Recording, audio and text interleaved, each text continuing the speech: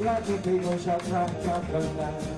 There's a motor called one and all. The marshal soon strike up the band. There is what to be done, to be done. There's a walk to be one, to be one, to be done. Somewhere gonna take your stand. One line you go, come along, let's go. Hey leader, hey leader,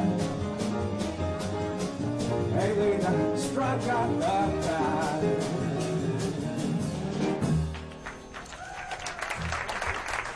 That was Julian Yeo playing Strike Up the Band. I am thrilled to have him here in the studio. Welcome to the program, and we are live. We're actually in call-in mode. You can call us in at 861-6648-415 area code. Julian, welcome to the show. Thank you so much for having me. Thank you for being on. It's a privilege. I actually have to tell you guys, I am surrounded by bodybuilders. Okay, it is such a thrill to be here. We have a studio audience with two bodybuilders, and I met Julian at the gym, and it's great. You know, it really is. So, Julian, welcome, and you're not from here.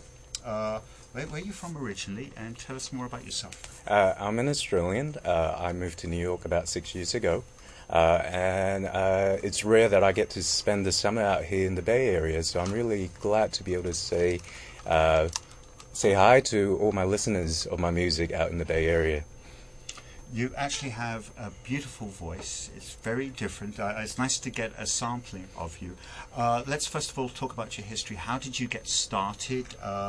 What brought you to jazz music?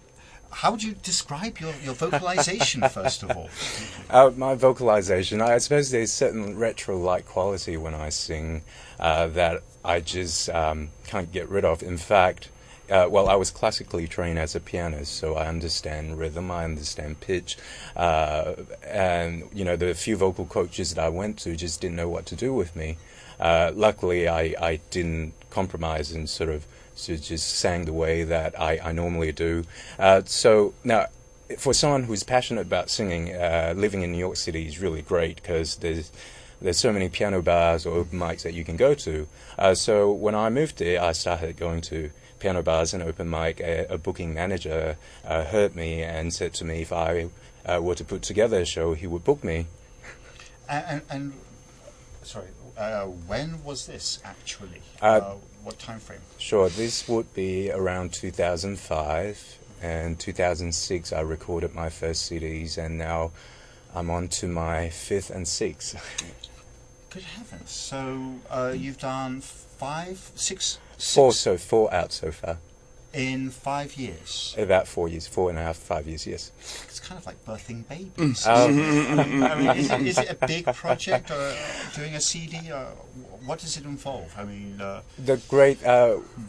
my band members and I do play regularly. So the great thing about playing regularly is that you sort of get the instant feedback in terms of and everything. What works and what doesn't. Yeah. So we'll go into the studio and record the things that tend to work well at live venues, and and I always like to keep working, so that's a nice thing to do.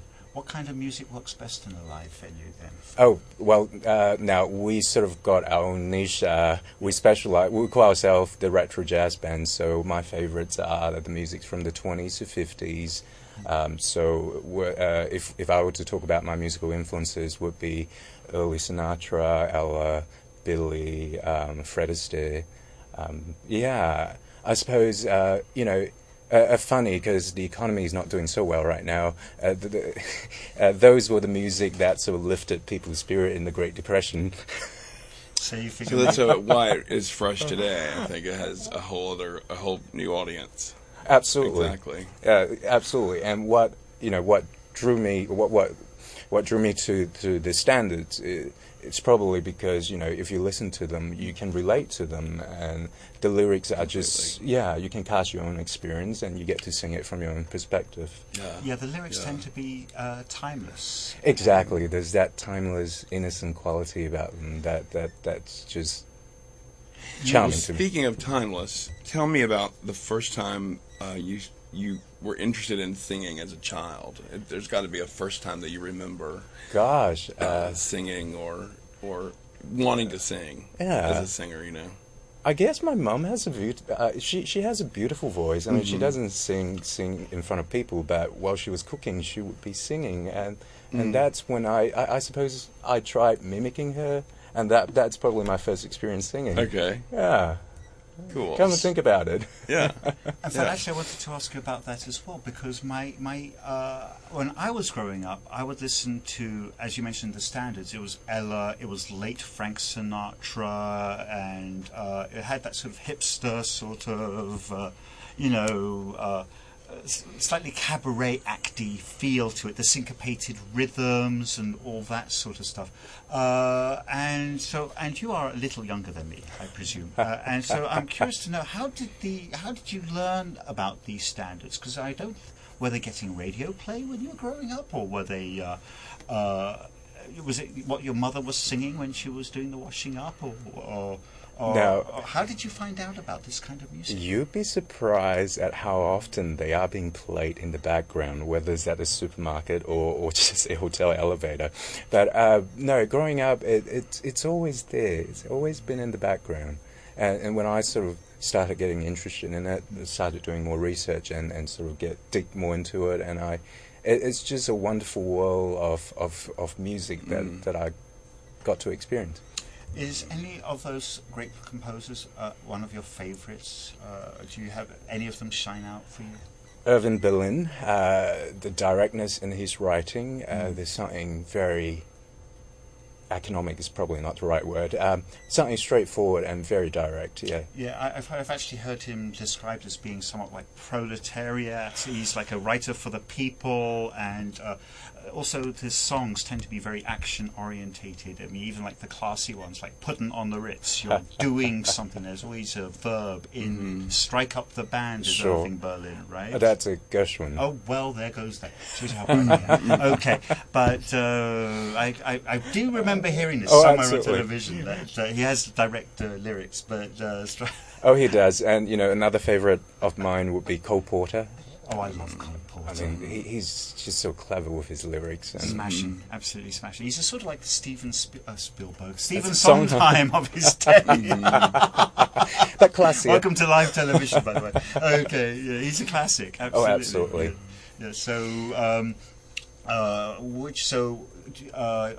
as far as your songbook is concerned, you have Cole Porter, you've got Irving Berlin, and any English or Australian standards, or is it tends to be just strictly the American because that's what influences the world? I mean, Oh gosh, yeah, and it is the Great American Standard. So it is the Great American Songbook. Isn't that ironic that you and I are discussing the Great American Songbook on an American TV station? I think actually it shows us, doesn't it? It really shows us the power of American influence on the planet. We are here basically because of American influence. We are, it dominates every area of our lives. Absolutely. When you're in America, it does that too. For some reason.